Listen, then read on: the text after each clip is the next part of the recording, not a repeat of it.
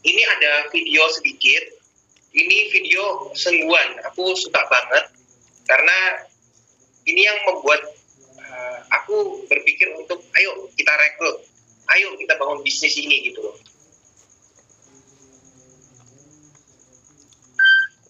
Ya, Saya mau cerita.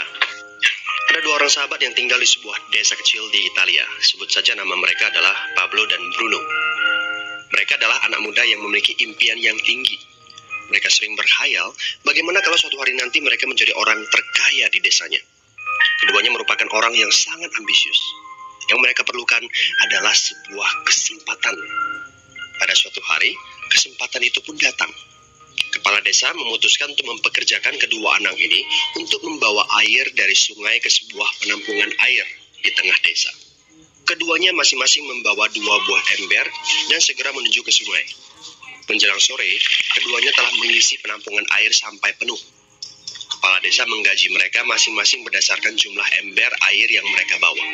Wow, Pablo dan Bruno senang sekali. Ini berarti impian mereka akan segera terkabul. Mereka sulit percaya jika mereka bisa mendapatkan rezeki sebanyak ini. Mereka bekerja lebih keras lagi setiap hari agar bisa mengangkut air lebih banyak. Namun, Pablo mulai merasakan ketidaknyamanan. Ia tidak yakin pekerjaan ini bakal buat impiannya terwujud. Punggungnya nyeri, dan kedua telapak tangannya lecet-lecet. Kian hari, kian takut saat harus pergi bekerja. Ia pun mulai berpikir keras, mencari akal bagaimana caranya membawa air.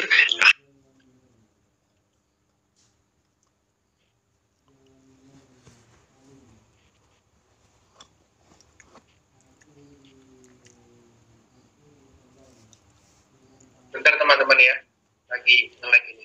Daripada kita mondar-mandir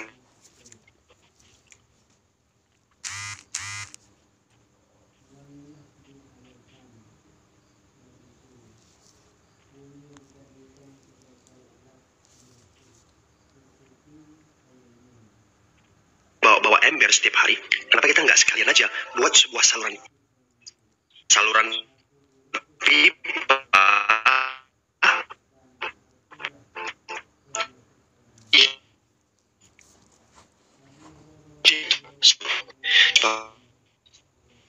Pablo. Bentar ya teman-teman ya, saya coba reconnect dulu.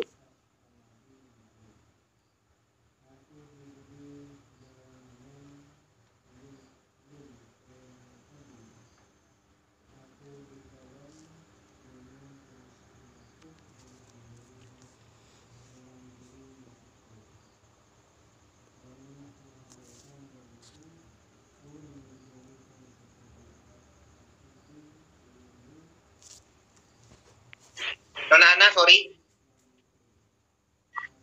Iya kok, nggak apa-apa kok. Bentar ya. Atau kalau bisa bantu buka YouTube bisa nggak ya untuk lihat videonya ya? Takutnya nih masih mulai.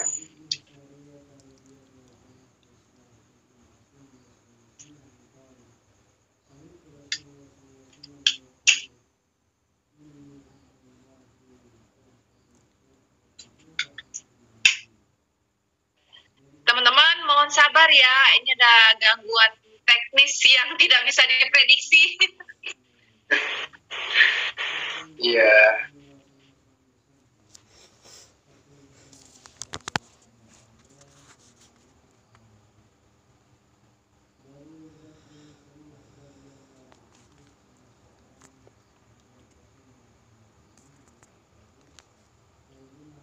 Sedikit lama-lama jadi bukit. Dari satu ini sesuatu yang berarti.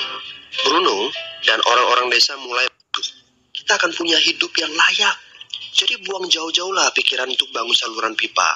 Tapi Pablo tidak putus asa. Ia akhirnya memutuskan untuk bekerja paruh waktu. Ia tetap bekerja mengangkut ember-ember air. Separuh waktunya, serta di akhir pekan, dia luangkan waktu untuk bangun saluran pipanya. Hal itu tidak mudah. Penghasilannya otomatis menurun dan dibutuhkan waktu 1 hingga 2 tahun sebelum saluran pipanya bisa menghasilkan sesuatu yang berarti. Bruno dan orang-orang desa mulai mengejek Pablo. Dia menyebutnya Pablo si manusia saluran pipa. Bruno yang berpenghasilan hampir 2 kali lipat dari Pablo terus memamerkan barang-barang baru yang berhasil ia beli. Sapi, keledai, pakaian, sepatu baru, bubuk bertingkat 2. Bruno bisa makan mewah di kedai. Orang-orang di desa menyebutnya Tuan Bruno. Sementara Bruno berbaring santai di sore hari pada akhir pekan, Pablo terus saja menggali saluran pipanya. Pada bulan-bulan pertama, Pablo memang tidak bisa menunjukkan hasil dari usahanya. Pekerjaannya memang sangat berat, bahkan lebih berat daripada kerjaan Bruno. Karena Pablo juga harus bekerja pada malam hari. Demikian pula di akhir minggu. Tapi Pablo selalu mengingatkan pada diri sendiri bahwa impiannya dibangun berdasarkan pada perjuangan yang dilakukan hari ini. Dari hari ke hari, dia terus menggali inci demi inci. Sedikit demi sedikit, lama-lama jadi bukit. Dari 1 inci kemudian menjadi 1 kaki. Kemudian jadi 10 kaki. Kemudian 20 kaki, 100 kaki, dan seterusnya. Bersakit-sakit dahulu, senang-senangnya kemudian. Demikian dia terus menyemangati dirinya sendiri. Sepulang kerja, tubuhnya lelah sekali. Fokus pada hasilnya. Kata-kata itu terus ia ulangi dalam hati setiap hari saat dia pergi tidur. Sementara dari bar di desa itu terdengar gelak tawa mengiringinya ke alam mimpi. Ayo, fokus pada hasil akhir. Hari berganti bulan, saluran pipanya sudah setengah jadi. Saat beristirahat, Pablo melihat dari jauh sahabatnya Bruno yang terus saja mengangkut ember-ember. Bahu Bruno tampak semakin lama semakin membungkuk. Dia menyeringai kesakitan. Langkahnya semakin lamban akibat kerja keras setiap hari. Dia semakin jarang bersantai-santai di tempat tidur gantungnya. Dia lebih sering terlihat di bar, duduk dengan wajah letih dan murung. Saat pengunjung bar melihat Bruno, mereka saling berbisik.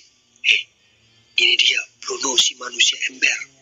Dia lebih suka duduk sendiri di sudut yang gelap ditemani botol-botol kosong di sekelilingnya. Akhirnya, saat bahagia Pablo pun tiba. Saluran pipanya sudah rampung.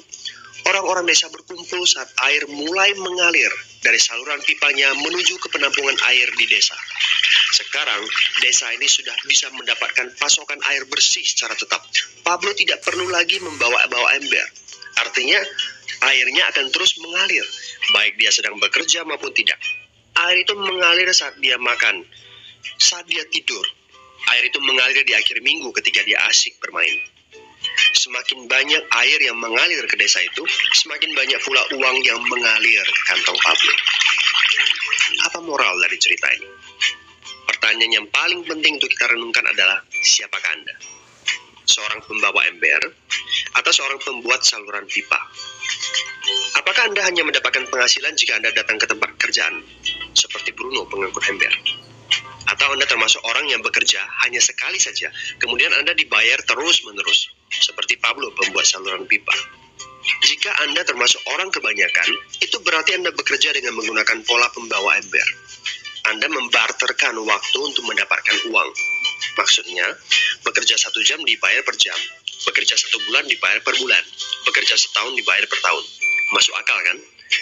Masalahnya, dengan sistem pembawa ember, masuknya uang akan berhenti saat kita berhenti bawa ember. Artinya pendapatan kita hanya sementara alias tidak langgeng.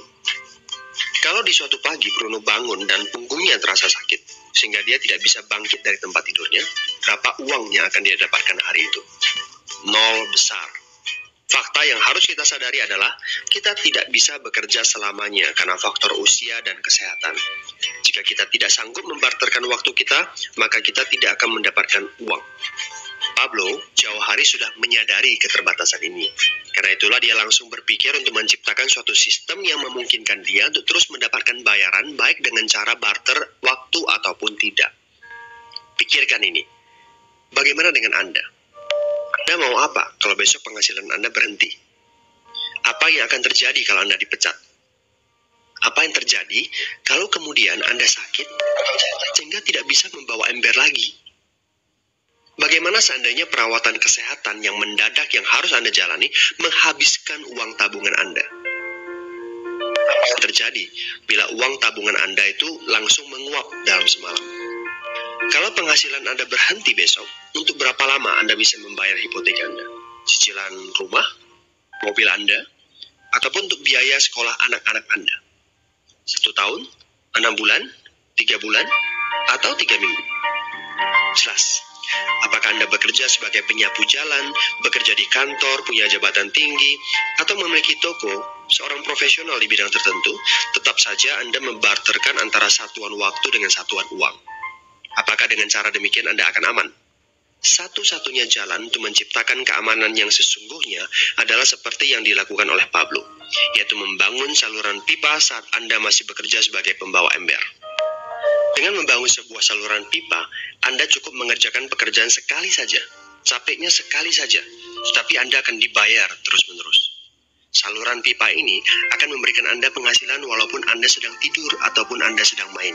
Penghasilan ini juga akan terus Anda peroleh setelah Anda pensiun, pada saat Anda sedang sakit ataupun cacat sehingga tidak bisa bekerja, dan juga dalam situasi darurat.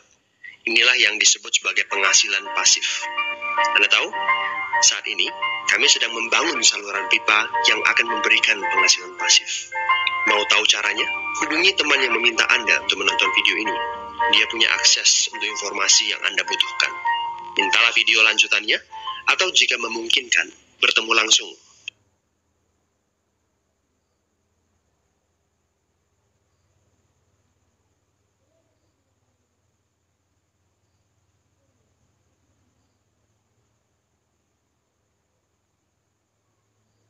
Ya, teman-teman. Jadi itu ya tadi videonya. Jujur, aku setiap kali lihat video ini aku langsung berpikir, gila loh, kita di Prudential ini lagi menjalankan kan bangun pipa ya teman-teman ya. Jadi maksudku kita udah di bisnis yang tepat gitu loh. Jadi kayak aku berpikir, kayak ada temanku tadi kan dokter, saudaraku kan dokter, terus tiba-tiba dia nggak bisa kerja, ya income-nya nggak ada. Tapi dari kita kan ada, meskipun maksudnya kalau kita dari jualan aja, jualan asuransi aja, itu kan sudah 2-5 tahun tergantung produknya kan. Jadi dari situ aja aku merasa kayak enak loh.